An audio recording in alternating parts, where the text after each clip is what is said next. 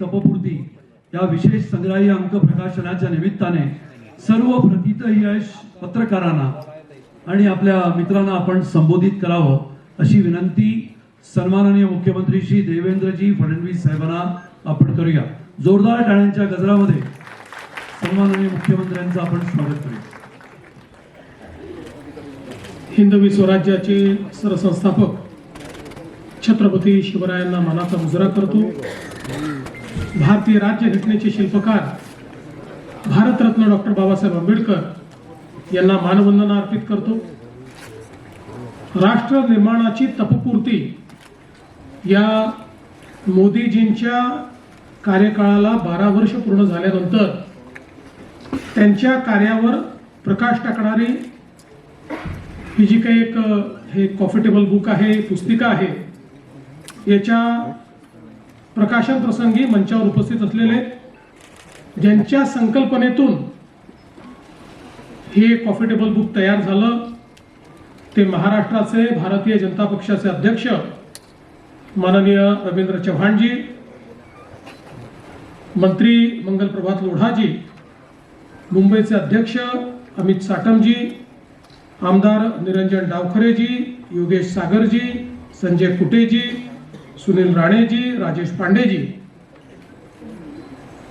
समोर उपस्थित असलेले माध्यम क्षेत्रातील अनेक दिग्गज मान्यवर आणि उपस्थित सर्व भगिनी आणि बंधूंनो, मी रवींद्र चव्हाण साहेबांचं मनापासून अभिनंदन करेन की माननीय प्रधानमंत्री महोदयांना शपथ घेऊन उद्या 12 वर्ष पूर्ण होत आहेत। 26 मे 1914 2014 26 मे 2014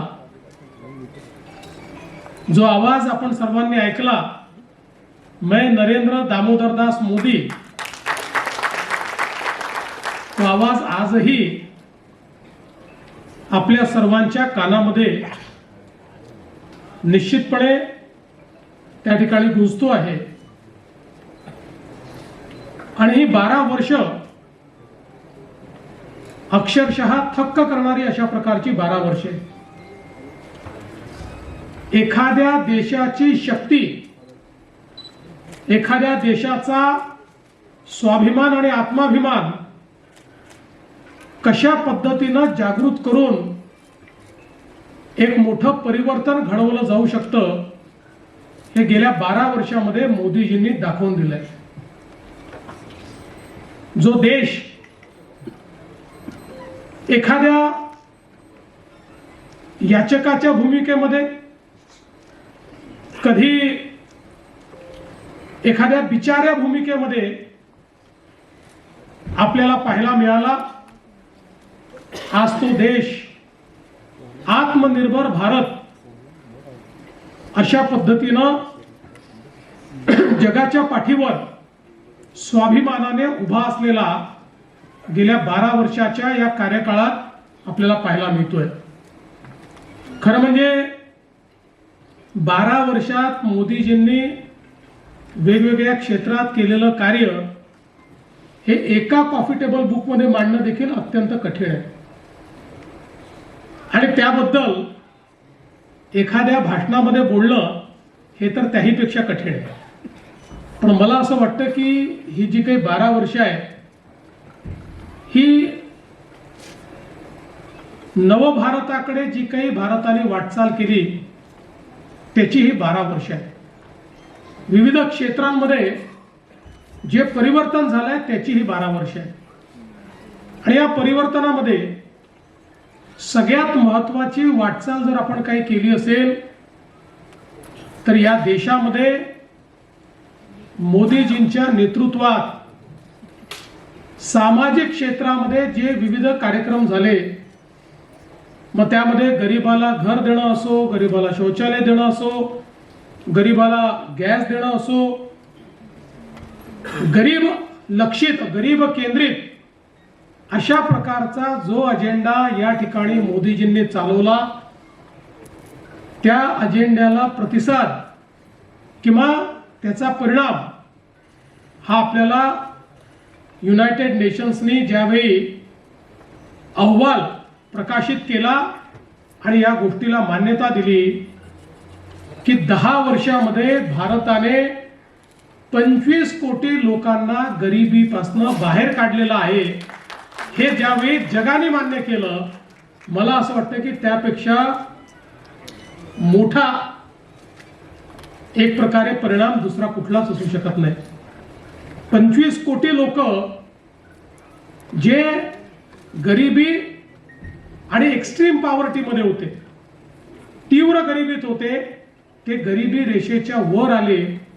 हे 10 वर्षात करणं जगातल्या कुठल्याही देशाला संभव झालं नाही. ते मोदीजींच्या गरीब कल्याणाच्या अजेंड्याने करून दाखवलं. विविध क्षेत्रांमध्ये ज्या प्रकारे मोदीजींनी या देशाचा पायवा रचला, आता याच्या पुढे सातत्याने त्याच्यावरच्या इमारतीवर मजलेच चढणार आहे. आपण पुढेच जाणार आहोत, कारण इतका भक्कम पाया मोदीजींनी रचलेला आहे की आता पाठीमागे जाण्याचं काहीच कारण नाही. आज आपण बघा, अर्थव्यवस्था म्हणून भारताने केलेली प्रगती ही थक्क करणारी प्रगती आहे.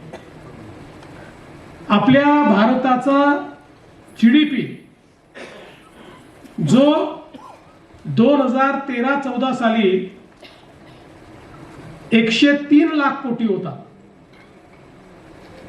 आज तो जीडीपी 357 लाख कोटी पर्यंत पोहोचलाय. म्हणजे 10 वर्षामध्ये 3 पटीने आपला जीडीपी या ठिकाणी वाढलेला आहे.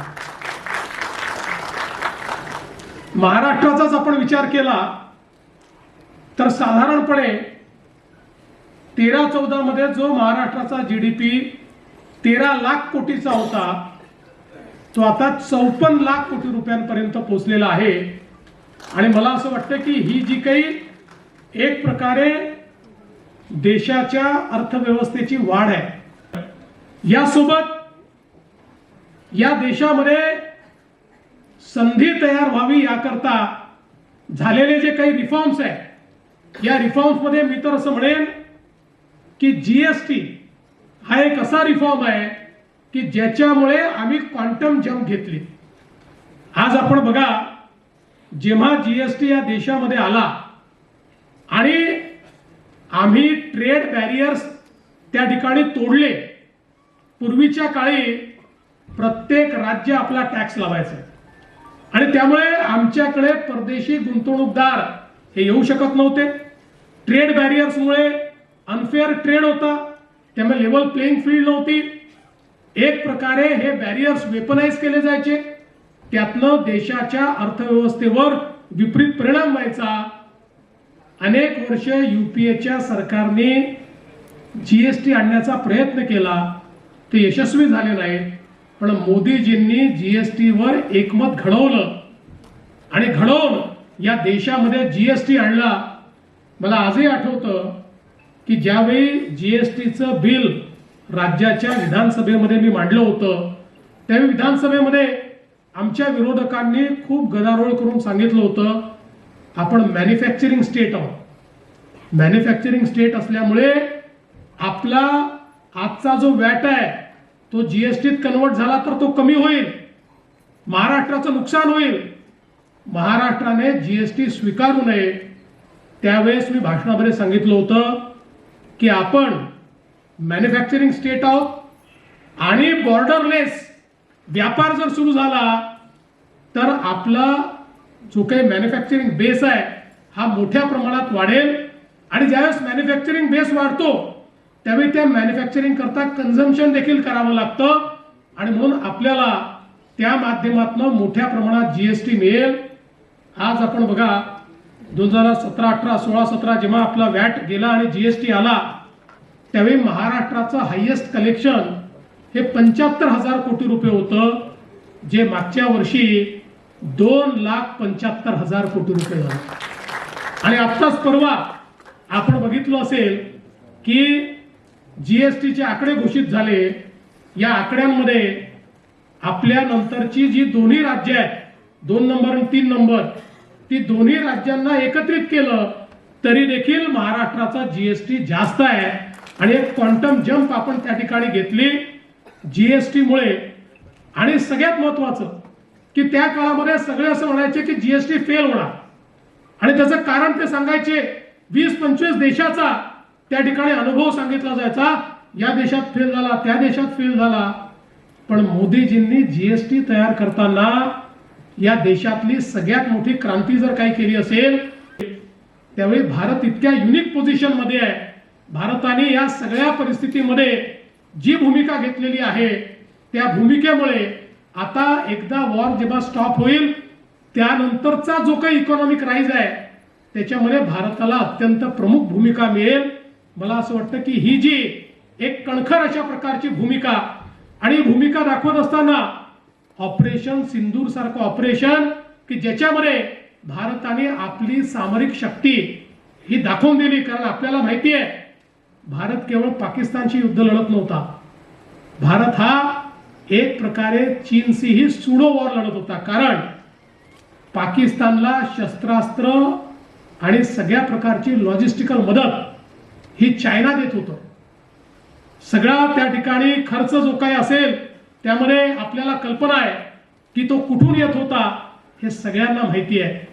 पण भारताने दाखवून दिलं की भारतामध्ये तयार झालेले जे इक्विपमेंट्स आहेत, भारताचे ड्रोन्स, भारताचे जे काही मिसाईल्स, याची शक्ती आपण दाखवून दिली. आणि अक्षरशः प्रिसिशननी जे काही त्या ठिकाणी त्यांच्या युद्धाची विमानं होते, एअर बेसेस होत्या, त्या नष्ट करण्याचं काम आपण हे करून दाखवलं. दुसरीकडे त्यांनी त्यांच्या चायना मेड अशा प्रकारचे हजारो ड्रोन्स, मिसाईल्स सगळे आपल्यावर टाकले. एकही ड्रोन आणि एकही मिसाईल भारतावर यशस्वीपणे मारा करू शकला नाही. आपल्या एअर डिफेन्स सिस्टीमनी हवेतच हे सगळं त्या ठिकाणी मारून पाडलं. आत्मनिर्भरता म्हणजे काय, तर जो भारत जवळपास सगळी शस्त्रास्त्र सगळी ही इम्पोर्ट करत होता, आज तो भारत 50,000 कोटी रुपयाचा एक्सपोर्ट करतोय.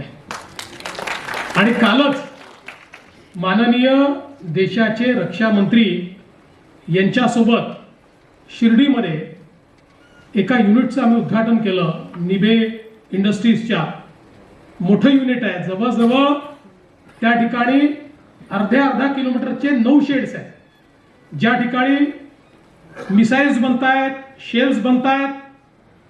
आणि त्या ठिकाणी निबेंनी सांगितलं की 365 दिवस भारताला युद्ध लढावं लागलं तरी जो दारुगोळा लागेल तो करण्याची कॅपॅसिटी आमची आहे. अशाच प्रकारची कॅपॅसिटी आज आपण पाहतोय. आपल्याकडे सोलर इंडस्ट्री असेल, आपल्याकडे LNT असेल, आपल्याकडे कल्याणी असतील, या सगळ्यांनी तयार केली आहे. पण यातलं सगळ्यात महत्त्वाचं काय आहे तर त्या ठिकाणी 5 वर्षाचं त्यांचं सगळं प्रोडक्शन हे इस्रायलने बुक केलं आहे. संपूर्ण 100% प्रोडक्शन त्यांचं बुक केलेलं आहे. त्यामुळे आता भारत आत्मनिर्भर तर आहेच, पण मोदीजींनी जे सांगितलं make in India and make for world, ते आता खऱ्या अर्थानं पूर्ण होताना आपल्याला पाहायला मिळत आहे.